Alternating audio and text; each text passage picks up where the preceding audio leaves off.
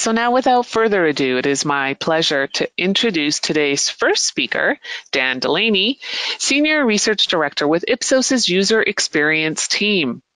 Dan, you have the floor. Good afternoon, and thanks for joining us. Today, we will use online dating as a lens to discuss how companies can anticipate change and keep pace with evolving social norms, digital trends, and user expectations. We'll discuss how to tackle big exploratory research questions to develop product design objectives and identify opportunities for future innovation. We'll highlight how big societal trends translate into user needs. And finally, we'll show how UX can address them. So, we're talking about conducting a big exploratory research project to ask some fundamental questions about a technology. So how do you take something like that on, especially in an enterprise setting? Well, from our experience, we've arrived at 3 best practices. First, answer questions from different business units. The user doesn't operate in a silo, and exploratory research can and will reveal things that can influence many aspects of a product or service. So build interest and support from several stakeholders and answer the questions that they may have. Second is to bring the richness of the customer voice and experience to those stakeholders. Understanding the user's experience is really valuable in making critical business decisions. And finally, avoid preconceptions. Big exploratory research projects can discover what has changed in the user's behavior and expectations since your product or service was successfully launched. And that's what we really wanted to try to do with this study, to see if a technology which contributed to changing human behavior on a social scale was keeping up with the needs and desires of its users. Now, foundational research can reveal change. What originally made a product successful may no longer address the user intent as effectively as it once could. Fundamental behaviors and expectations can change. Think about online shopping and search. They've existed for over 20 years, long enough for new expectations to have emerged. But what are they? The insights from foundational research improves design. As we show from this study, it will help you understand the why behind the use and non-use of key features. And finally, unmet needs arise. And this is an important area that we wanted to explore with this study. So this year, no doubt, has brought some unanticipated changes of behavior. One of the questions that we frequently were asked by our clients, especially at the beginning of the pandemic, was, will the research I'm doing right now be relevant? What can I learn from things that are so different? Well, we were just about to start this Ipsos-led dating app study that was going to leverage in-person ethnographic methods when the lockdowns happened. And after some thought and a lot of replanning, we decided to switch the research inquiry to be fully digital. While many of our questions remain the same, we recognize that the shift in context with COVID-19 could potentially shed light on new behaviors or pain points. So we began to wonder, after a long period of growth and adoption, has dating app technology kept up with the social trend? How could we employ ethnographic methods digitally to explore and discover the needs of users to help inform design? And how can foundational generative research drive product or design change and inform long-term product roadmaps? So we proceeded with a sample of 24 participants. They were aged 19 to 36. All were users of at least one dating app. They were from all regions of the country, from major cities to rural, and a mix of ethnicities, sexual orientations, and education.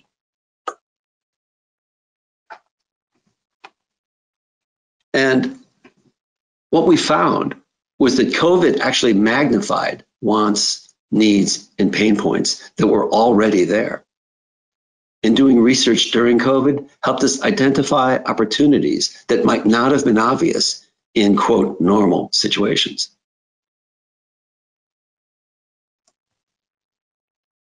So in order for us to give context to this study, we really need to talk a little bit about online dating and what that landscape actually looks like. So as Dan mentioned, this research is focused on online dating, and we hope that you'll all find the subject matter interesting, regardless of the industry that you work in. But we want to stress that this is really a case study for why generative research can be so valuable in answering big questions and to drive new kinds of innovation and design changes. So why online dating as a focus? Dating apps have become normalized, especially over the last 10 years, and this kind of adoption can provide a window into how changing social practices intersect with technology. This pattern of adoption is applicable to a wide range of products from search to e-commerce, as Dan pointed out.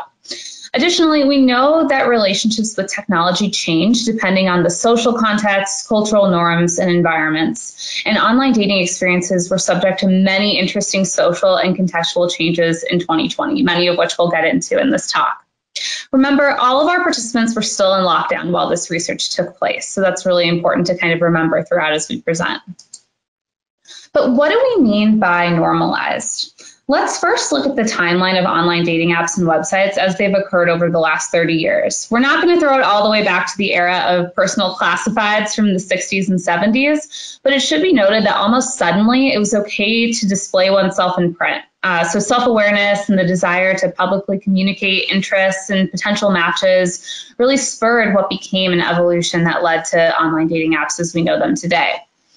In the early 1990s and early 2000s, we saw an expansion of several desktop dating sites, including Match, eHarmony, and OkCupid. But it was really the invention and the adoption of the smartphone that fundamentally changed how online dating was done and how it was adopted. So just for a contextual landmark here, in 2007, Apple launched their first iPhone. Shortly after, you can see the entrance of several popular online dating apps into the market: Grindr, Tinder, Hinge, and Bumble, just to name a few. Of course, the original dating sites mentioned also have apps commonly used today. So Match, eHarmony, and OkCupid no longer are just on desktop. They also have apps. This timeline shows several of the big players in online dating today, but it should be noted that many have entered and failed, and there are several others not pictured here that do have a place and use cases in the market as well. The convenience of online dating apps just being one swipe away in our pockets changed the prevalence, adoption, usage, and the normalcy we're seeing today. Our participants articulated that it felt more common to meet someone on a dating app than it was to meet them in real life, and that is a huge change from the 1990s. And just to illustrate here with an additional example, here's a graph showing how heterosexual couples met between 1940 and 2020. The red line here shows the percentage of couples who have met through online dating, and as you can see, the growth has been pretty striking. So in particular, since the early 2000s, note the increase after the first smartphones hit the market. And this goes to show that widespread adoption, user experience, and convenience matter in a new product or service becoming normalized, but also that technology has the ability to fundamentally change social norms and behaviors. So something that was fairly fringe in the 90s and early 2000s has really become commonplace today, and actually more common than meeting in a bar, through friends, work, or in school. When we shifted this project to be fully digital, I'll be the first to admit that I was skeptical that ethnography could be successfully done in a fully digital environment. But then our research team realized something that's really key to understanding the study. Users experience dating digitally. Their environment is almost fully digital.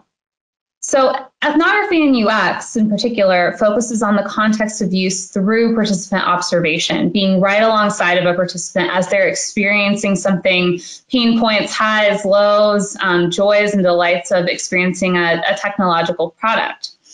In online dating, the user is immersed in a digital environment. And what this means is that their primary interactions take place through the apps and the connected ecosystems that they're in, such as social media, text messages, and other external apps like Spotify or YouTube. So they're interacting in a digital ecosystem, and the method needs to account for that. So, we had them use the apps as they normally would with screen sharing capabilities, and conducted participant observation in a way that allowed us to observe how they were interacting with these different apps and these ecosystems. And it also allowed us to ask questions alongside them as we would if we were in their homes or with them at the gym or commuting to work.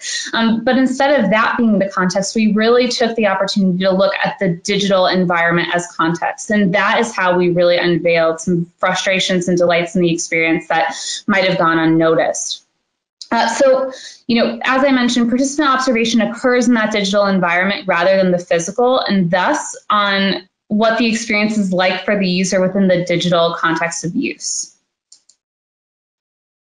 We talked a little bit about the emergence of online dating apps over the last 30 years, but a key thing to note is that all of the participants in this study used multiple dating apps. So while we initially tried to recruit for an even split among the apps that are shown here, it was really hard to find anyone who used one app exclusively. And most used a combination of these 4 apps or others such as Grindr or Coffee Meets Bagel in addition to these 4.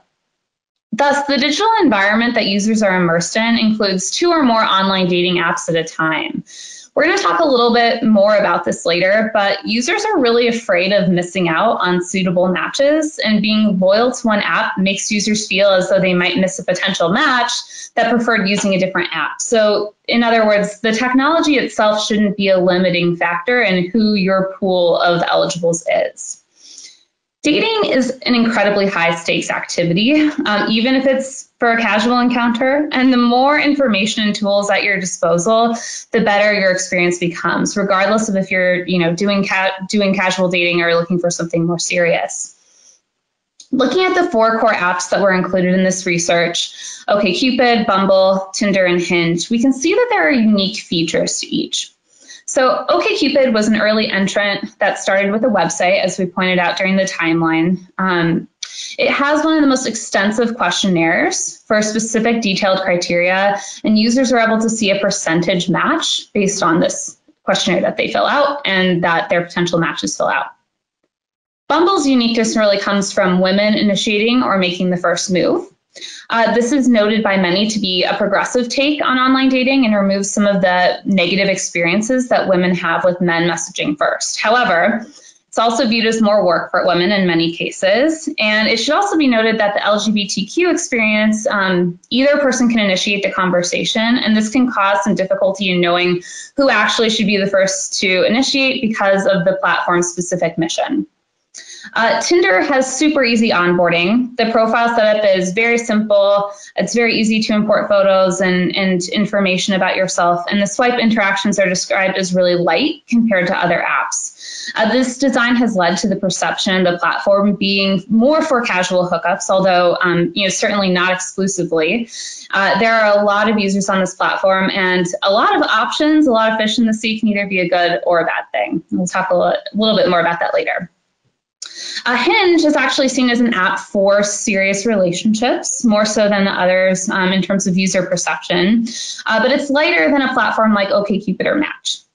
Users respond to questions or photos to indicate interest in potential matches and make the interaction more specific and personalized rather than just sending a general message, although you can certainly do that too.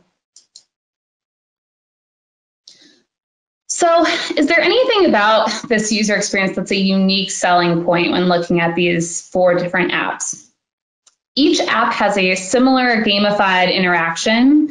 Many use the convention of swiping left for no, right for yes, or something similar, which appeals to the established mental model, and it also makes it really easy for users to learn. It's a low barrier to entry, and it's very easy to kind of switch back and forth between the apps without having any kind of learning curves or barriers.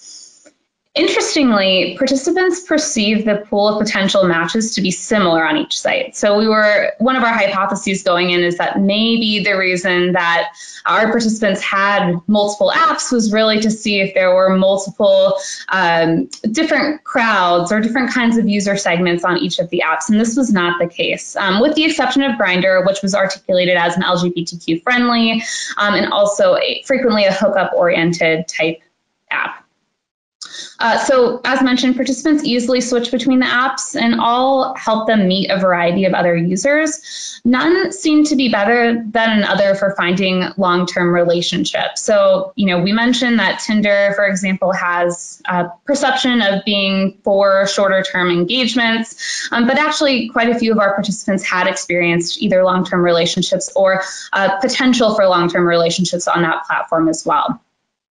Other factors influence the quality of matches on a particular app. So, for example, the number of users on the app in their area. All right. So as part of our digital ethnography, we observed participants as they set up their profiles, matched, messaged, and decided who to meet up with. And after just a few interviews, a clear journey began to emerge with variants on consistent touch points for each participant. The journey framework is really a great way to gain understanding of your product from the user's point of view and can help identify opportunities to address gaps in the system at a product or feature level.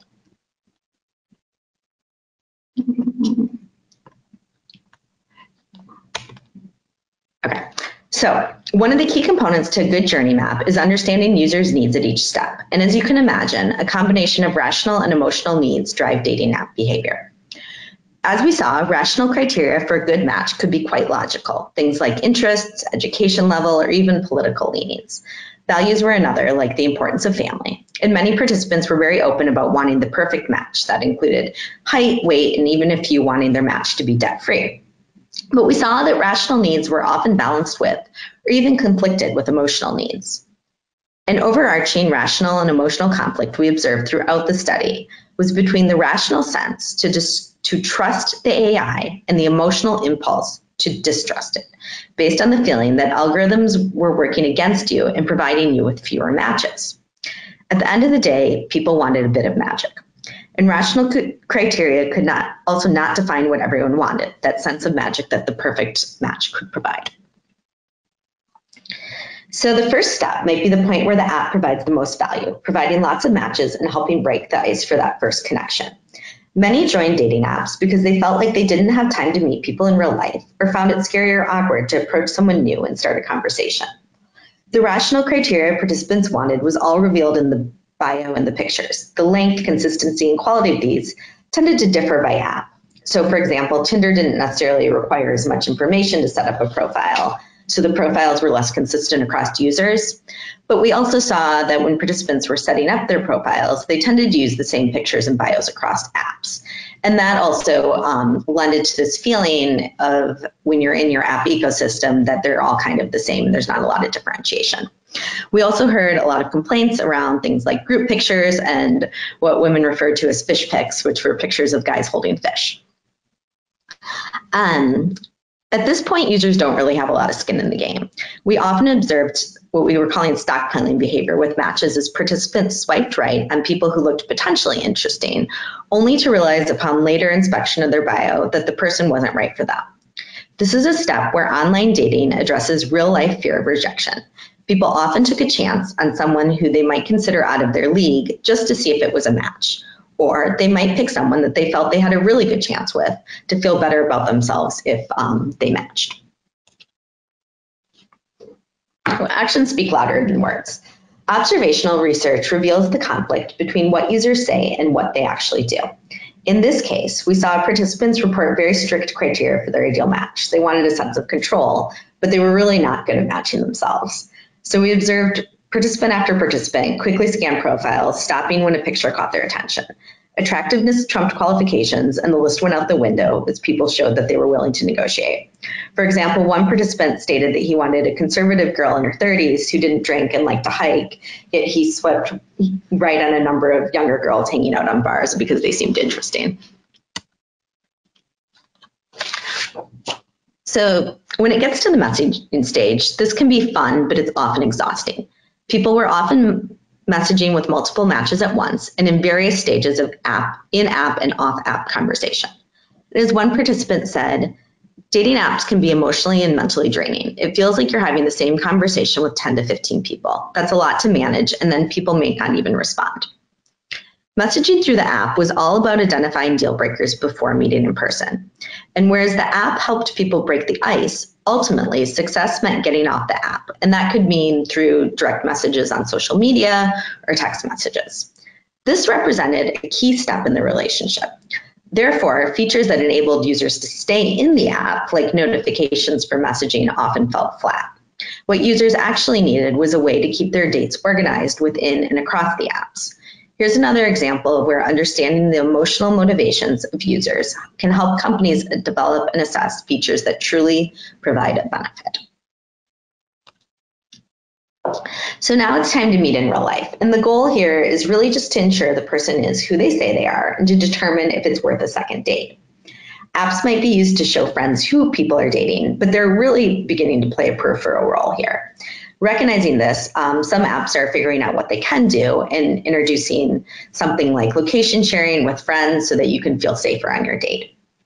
And one of the strongest emotional drivers that we kind of hinted at before was the feeling of not wanting to settle, and this is driven by the fear of missing out.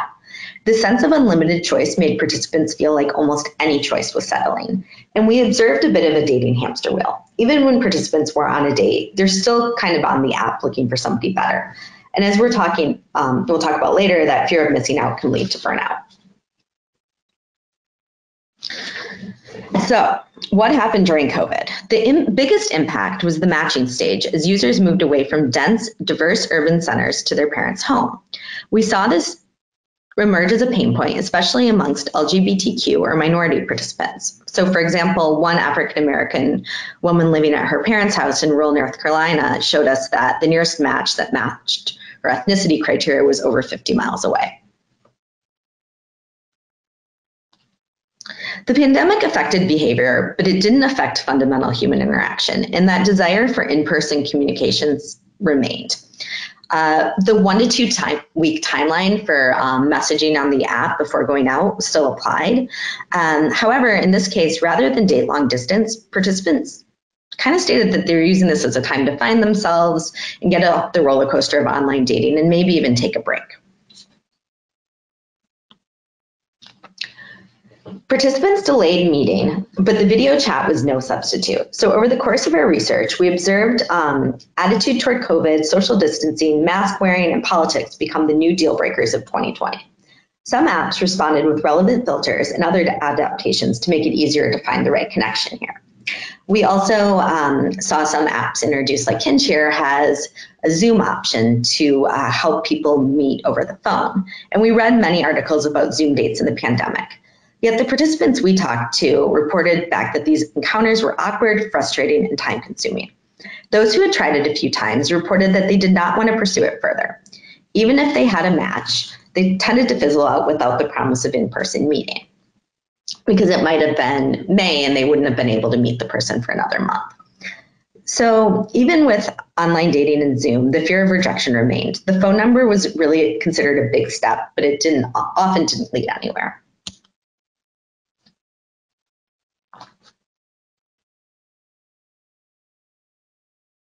So the decades-old expression, "there are plenty of fish in the sea," has been perpetuated and amplified by finding matches with a smartphone swipe.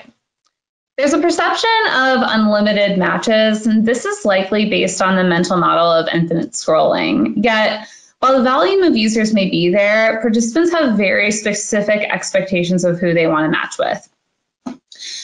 They want to use filters and other tools to help narrow the pool, but they really do this with caution because they want to find the perfect match. But as with downloading multiple apps to avoid missing out, they're afraid of missing out by over-filtering or being too picky. And part of this emerges from lack of clarity of how the filters impact their actual pool of eligibles on these apps. For example, if I say I'm looking for someone 6 feet or taller, how many people does that eliminate based on my geographic location and other filters that I have set up? So essentially, there was no way to really tell how the different filters were controlling the algorithm, how the different filters were controlling what they were actually going to be seeing in terms of potential matches on the platform. So participants want control, but over-filtering creates the sense of FOMO because the filters are not transparent. They don't know what the consequences of over-filtering will be. During the lockdowns, as Amanda mentioned, we talked to a participant who had left her university town to quarantine with her parents in rural North Carolina. As a Black bisexual woman, she has filters to show that she's open to meeting either male or female matches, and was also most likely looking for someone who was also Black on the platform. During our session, she showed me how the feed had changed drastically since being at her parents'. So the feed was mostly white men, hardly any women, and hardly anyone of her own race. This was an incredibly frustrating experience for her, and the filters she had set and showed us were not indicative of the experience that she was seeing, likely because of the users available in that immediate area. This experience was true for her across multiple apps, so it was not an isolated experience. She discussed how it's not just user control filters that make an impact, but also how the algorithms and location-based experience play a role. So users want better match accuracy without feeling their potential matches have been totally depleted. And they also want room for that magical, serendipitous experience that may happen in real life. We really observe this across all 4 apps. Right now there's currently a lack of accuracy with important criteria, and that creates a paradox that many participants articulated. There are plenty of fish in the sea, so why can't I find one? Transparency from the apps on how things like geolocation can play a role in available matches can help participants better control their filters and know when to be a little bit more flexible on certain criteria. Smart algorithms can help people find others based on what's important, for example, location or sexual orientation. Just one example of this would be users willing to expand their search radius if they know that there's no one in their area that meets their criteria. Some users filter via signals about themselves via their own profile. So for example, putting their height, political orientation, or other kinds of deal breakers that they may want to sort of allow others to sort of weed them out naturally.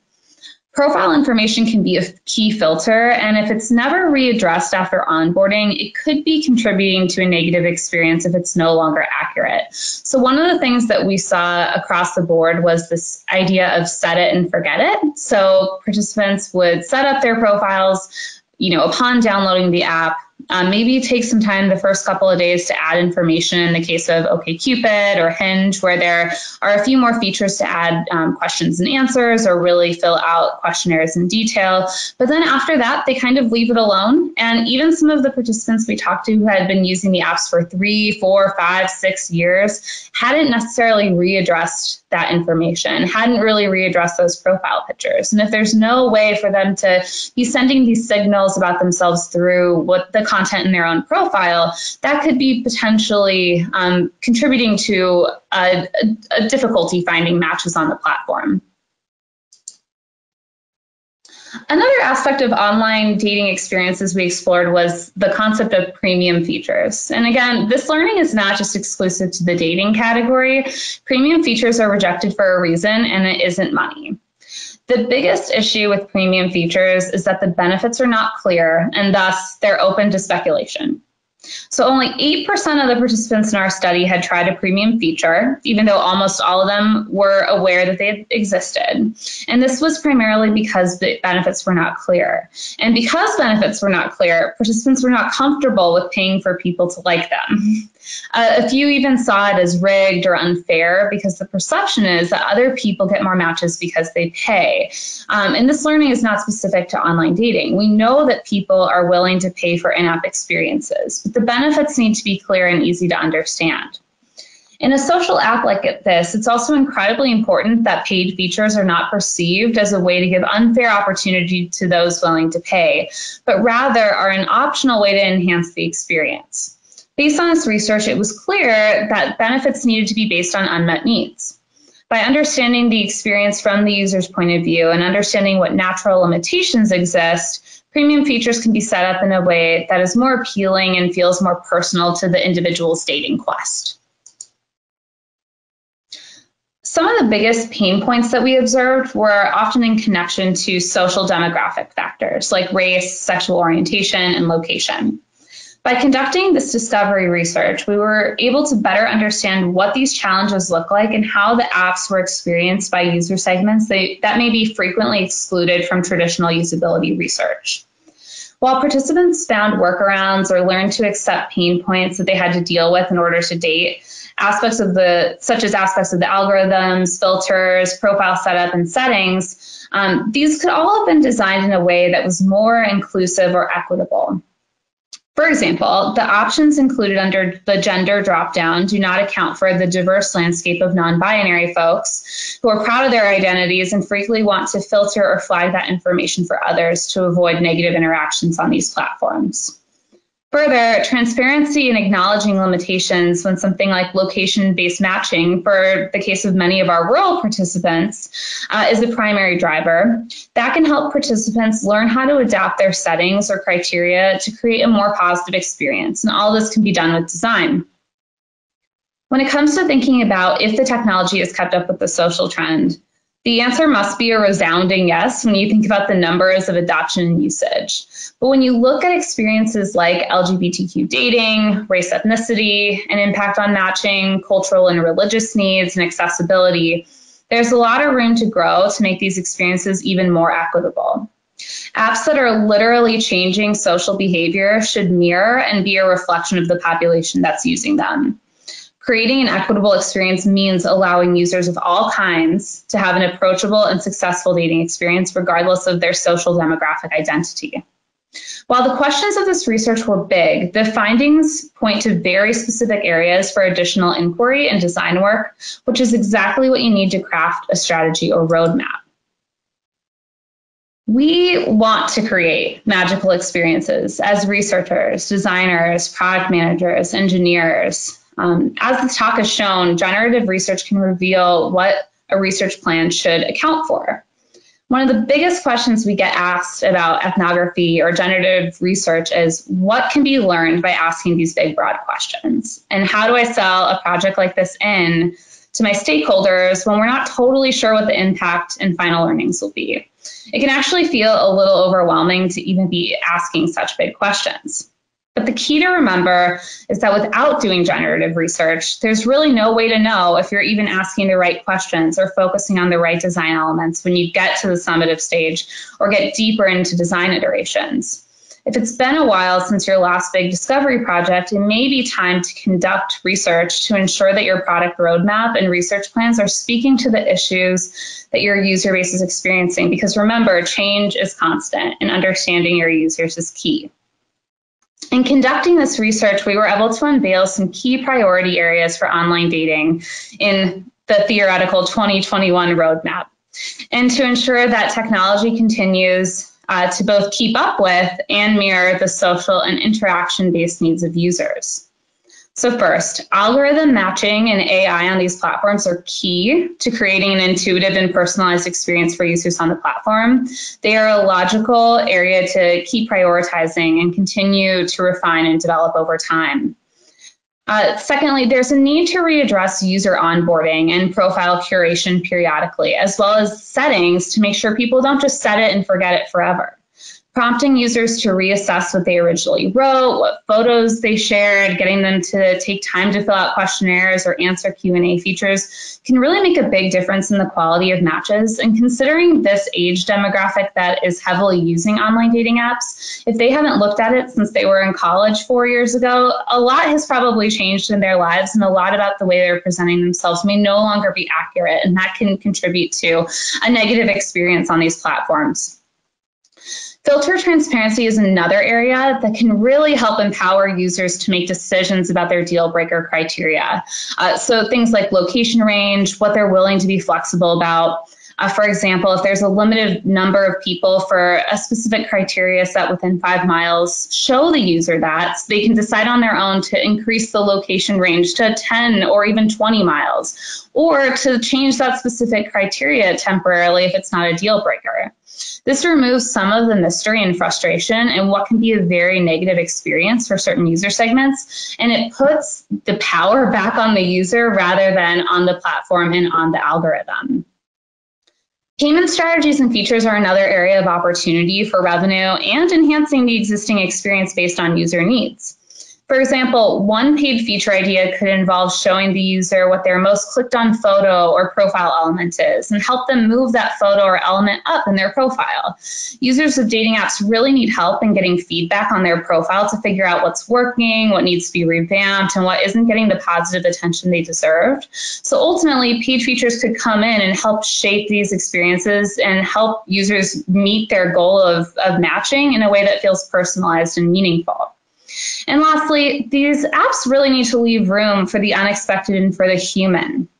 Dating is such a personal experience, and we all know this from living 2020. Being behind a screen all day in both personal and professional settings can be draining. It can be frustrating and sometimes seemingly endless some days. But there is a huge opportunity to create hope, excitement, and inspire social interactions that mirror real life spontaneity in technological format. This is a high stakes activity that can be achieved through the not so easy action of swiping. And the technology should be striving to improve that experience for every individual user that's hoping to meet someone or just have a casual lockdown conversation to get through some really difficult times. Thank you. And I believe we have time for some questions. So I'll hand it over to Amanda. Yes. So the first question we have, is there ever benefit in doing digital ethnography long-term like you would for a traditional ethnography? Oh, that's a great question. So I'll take this one. We frequently do longitudinal work, and from what I've seen, especially the longitudinal work that we do that is focused on ethnographic data and long-term data, is a couple of things. First, you have the pleasure of getting to know your participants long-term. So for example, rather than just a one-time encounter, you may be meeting with them regularly over the course of 6 months.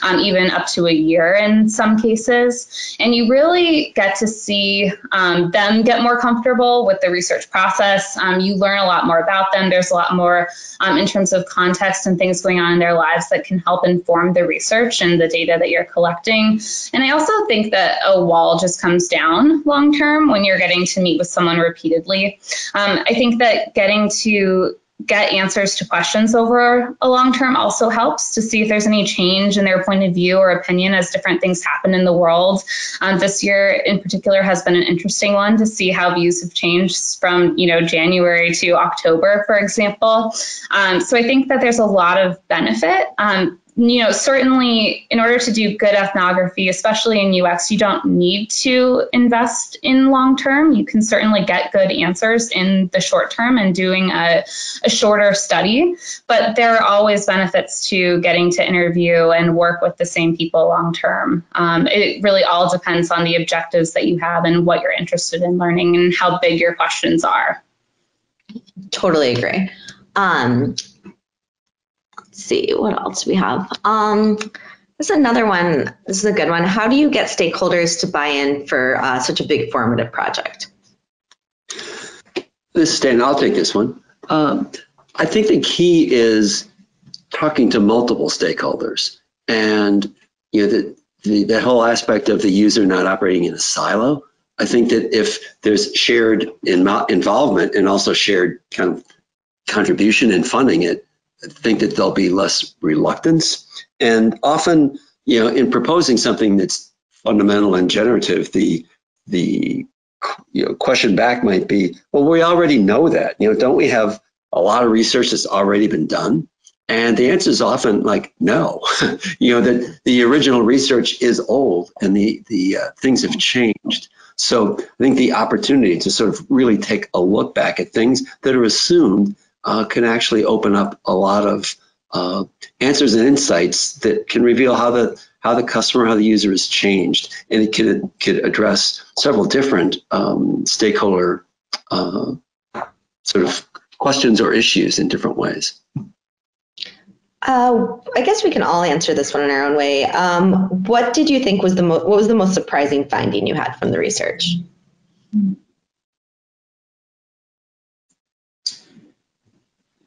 I can go. I think that this is something that comes up in so many of the studies that we do, but the consistency you achieve with a relatively small number of participants. So what we noticed is that everybody kind of thinks they're unique, and they'll say things like, oh, it's silly that I haven't changed my profile picture, that I've swiped on this many people, but we saw person after person doing the exact same thing. And, you know, there's different personas and there's different motivations for the behavior, but you really do, that rule of, 8 to 12 people kind of emerges over the course of the study again and again. And I thought that was interesting. I think one of the things that I found most interesting is, and I think, Amanda, to your point, this is something we see on a lot of studies, with the way that users get creative when the technology isn't solving for a particular problem. So I found that a lot of the sort of self-invented hacks people were doing with their own profile language, for example, to try to weed certain people out when that filter wasn't available, or trying to, basically present themselves in certain ways so that, hopefully they would, sort of trick the algorithm, or their matches would become more relevant. And then the perception of that being effective. I think that that's really, really key here. And I think it goes to show that people will get creative and try to solve their own problems, but you can learn a lot from people trying to solve their own problems in terms of design and opportunities for innovation. I think there's one other thing that was really surprising to me, which is people don't do what you think they're going to do. Mm-hmm. And, I think that they would talk about spending a lot of time creating their profiles, but then they'd leave the same profile that they created perhaps in college, and it's still a 4-year-old profile. And this is, you would think this is kind of all the stakes of the matches are there, and they don't do it. So there's some things that you might just assume, well, this is so obvious, they must be doing that. And they may not be. Yeah, that's a really good point. All right, well, I think we're right at the end of time. I know on behalf of Dan, Amanda, and myself and the whole UX team, we're so appreciative of everyone who joined and tuned in for this research today. We'll be following up via email with the link to the recording in case you want to share with any of your colleagues. And we're just really excited to be able to share this today. So thank you so much. Thank you for your time. Thank you. Bye.